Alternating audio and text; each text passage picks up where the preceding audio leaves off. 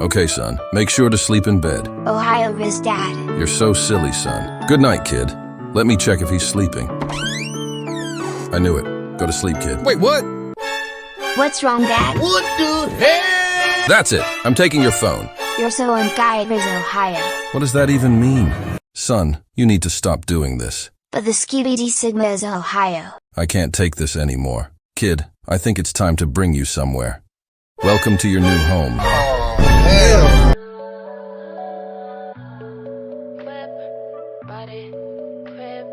Got it, job on it. Did I ever ask you to take me to go shopping in Paris or go sailing overseas and just drape me in Gucci? No, all I ever asked was you to pick up the phone when you alone. All I ever asked was you to show me some love. Hey you guys, welcome back to my channel. I'm Niyah Tashay, and today I'm really going to be talking to you guys about Generation Alpha and what's going on with them. Why can't they read? Why are all the teachers complaining and quitting? What is it? So I'm going to go ahead and get started, and don't forget to subscribe, like, all of that, comment. And thank you guys. We have all heard of the term latchkey kids, but have we ever heard of iPad babies? Generation Alpha is the latest generation coming up with it being the first generation to be fully immersed in technology and social media.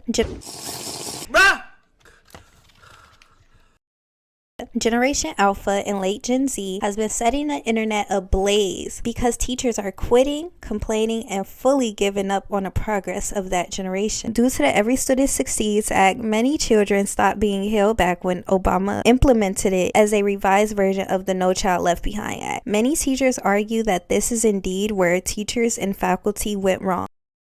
So No Child Left Behind was actually replaced with the Every Student Succeeds Act in 2015. And so what this did was actually remove a lot of the problematic practices that were in place with No Child Left Behind. So one of the biggest problems would be the amount of harsh penalties schools could face if children were not successful with the state standardized test. Now, while standardized testing is still really, really important, they actually turned a lot of the ability to design the criteria for schools over to the states versus having it as a national set of rules. Gen Alpha can't read. Right? It's so funny. It's almost like in 2001 there was a law put into place called No Child Left Behind, where it was decided that public schools needed to start teaching to a test. If the kids in those schools didn't test as well as the government wanted them to, they would just strip funding away from them until those schools were eventually closed down if they did bad enough. And if public schools are closing across the nation, that means people have to resort to private schools, but not everybody can afford private schools. It also doesn't help that COVID pushed a lot of people out of the teaching profession, not to mention the demonization of teachers' unions and all the propaganda we're fed constantly about them and how greedy they are for wanting a living wage and safe conditions for their teachers. So yes, that's very strange that the government laid the groundwork for an entire generation to become illiterate. Why would they do that? Because Republicans have told us over and over again to our faces that they want to get rid of the Department of Education altogether. And if you can't read, you can't get into college. And if people can't get into college, then there's low enrollment rates. So why do we even have colleges? It's almost like the system's working exactly. Adultification can take two essential forms: a process of socialization in which children function at a more mature developmental stage because of situational context and necessity, especially in low-resource community environments, and a social or cultural stereotype that is based on how adults perceive children in the absence of knowledge of children's behavior and verbalization. The latter form of adultification is based part in race. This is especially affecting the Black community, with Generation Alpha being fully immersed in the internet. Young Black kids are being exposed to adult content and adult conversations much earlier than past generations. Teachers are complaining that in order to get the attention of students, they have to recite viral music like Ice Spice or Sexy Red. Hey, look, man, these new generation of parents, bro, y'all gotta get y'all kids in check. The shit that these kids be doing and saying now, I would've got my ass whooped from my grandma and my mother a long time ago. These kids done got way too comfortable with disrespecting their parents. These little niggas don't give a fuck about crashing out. They don't care about going to jail. Then on top of that, they don't get discipline from their parents at home. I just literally seen the kid, bro, cuss out his mama outside. This is the fucking problem. Y'all treat y'all kids like they y'all best friend. And then when you let your kid become your best friend, they go treat you like a best friend. What do best friends do? They talk to you any type of way they want to. They cuss you out. Like these new generation of parents, like their kids do anything. I'm calling out all the parents. If you're a parent and your child is in pre-K to elementary school to high school, I'm calling you out. The children today, I have never experienced, and I'm 22. Having to teach and work with you guys as children has been the most traumatic experience of my life. They don't respect any authority. You ask them, can you stand in your designated spot? They're telling you no and shut up. You confront the parent.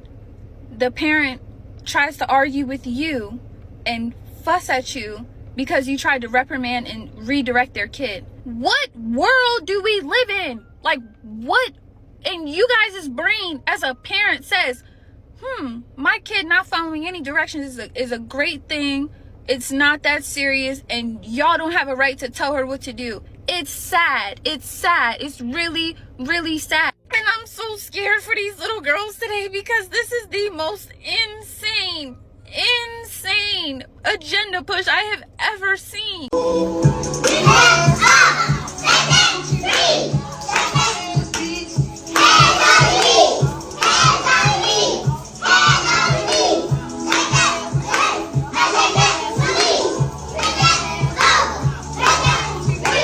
Young black kids are already looked at as being older and more provocative than their white peers. Recent research reveals that the differential treatment of black male youth is based on race. Most notably, in 2014, Professor Philip Goff and colleagues published an experimental study demonstrating that from the age of 10, black boys are perceived as older and more likely to be guilty than their white peers. Scholars have observed that black girls too are subject to adultification, noting that our society regularly responds to black girls as if they are fully developed adults. For example, teachers may subconsciously use stereotypical images of black women to interpret black girls' behaviors and respond more harshly to black girls who display behaviors that do not align with the traditional standards of femininity in which girls are expected to be docile. Such tainted perceptions result in patterns of discipline intended to reform the femininity of African American girls into something more acceptable. This is important because in schools, white teachers outnumber black teachers and women teachers outnumber male teachers. And when teachers are not being taught in school to check their implicit biases against black students, teachers who disregard the impact of racism on black children's schooling and experiences,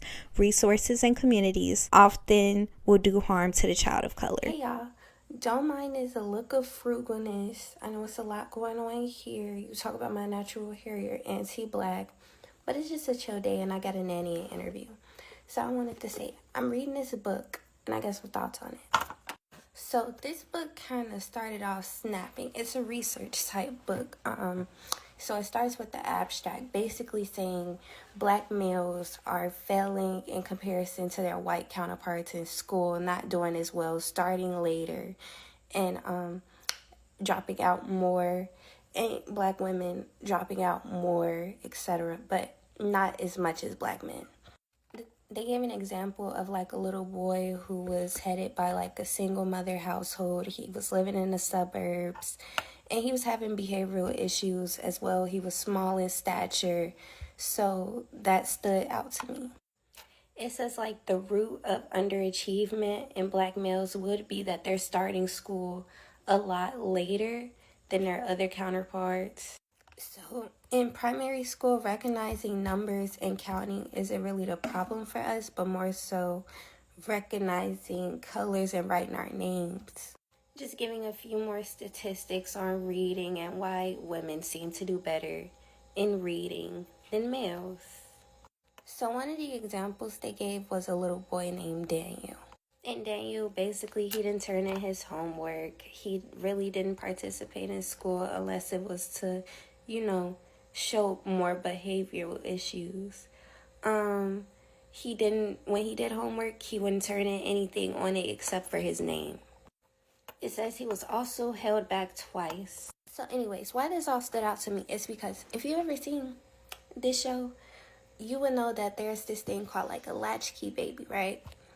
And a latchkey baby is a child who returns home to an empty home after school, or a child who is left at home without supervision because their parents are always at work.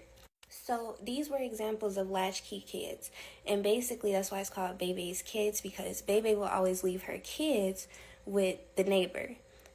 So something that stood out in this, Bebe's kids were small in stature. They didn't have food at home because their mom was always working. So the neighbor would have to go out to get them food. So they were small in stature. Him being small in stature, and him being held back twice, that kind of rings for like maybe he was home alone and he wasn't able to feed himself. Also, just looking at, schooling. If his mom is never there and he don't have no father in the home, no one is really on him about schooling. He's probably not even going. And I do know, like in real life, that's what happens most of the time. If you're a latchkey kid, your parent really isn't there to even tell if you actually go to school, so you don't. And I also know if you miss like simple concepts of math or anything, it really can break you and break what you know altogether. So you have to know the simple concepts. So going to school in your primary years is probably the most important. This doesn't really show for that. This is like percentages, and especially it's from 1998, so it's outdated percentages. But I really feel like there's more reasoning behind why our test scores would be lower. That has more to do with the fact that we are not coming from households that really focus on that inside. Like, not everybody, but some people who have to deal with stuff like this.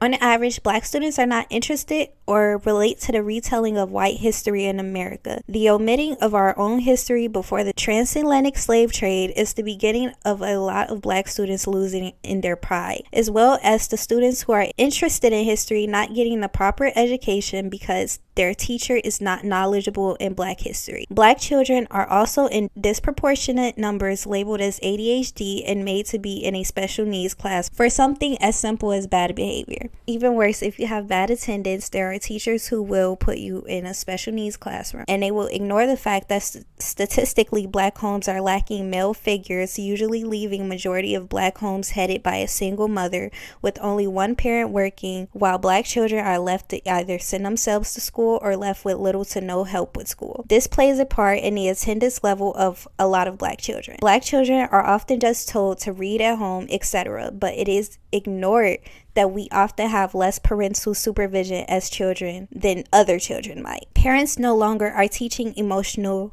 regulation. Parents are instead leaving a child with an iPad to substitute the child's ability to sit still and sit quietly and remain attentive. Parents who have trouble getting their children to sit quietly will instead allow TVs and iPads to emotionally regulate for them, which is increasing the amount of tantrums and iPad dependency. In my opinion, the rising number of children who are having trouble with school and reading is a mix of faculty fault and parent fault. Parents should absolutely be working on phonics, writing, math, etc. with their child at home, but the faculty also has to let go of outdated teaching methods and tailor their teaching style to the student's culture and background. For Black children who are in a single parent household, they will likely have issues trusting authority, they will have a difficult relationship with the opposite sex, and will likely need either less or they will need more attention depending on who they are. It's up to us as educators to still work with the children and meet them where they are in regards to their education. So you guys, that's all I have for this video, and